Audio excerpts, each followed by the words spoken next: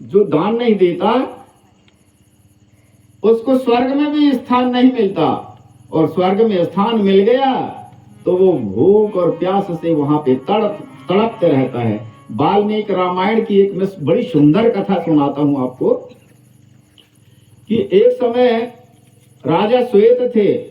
इनकी दो कथा आती है, ये दोनों भाई थे। राजा सुरत की कथा देवी भागवत में आती है, और राजा श्वेत की कथा आपके वाल्मीकि रामायण में भगवान राम दशरथ माने पूरे परिवार को गुरु वशिष्ठ जी यह कथा सुनाते हैं।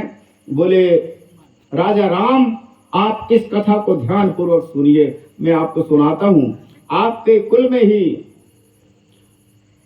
7वें मनवंतर में राजा श्वेत केतु हुए, उनके पुत्र श्वेत हुए, और वो बहुत बड़े ज्ञानी थे। हजारों उन्होंने यज्ञ किया, और उन्होंने जब देखा कि मेरी आयु केवल अभी 6 वर्ष की व्यतीत है और मेरी 94 वर्ष की आयु समाप्त हो गई।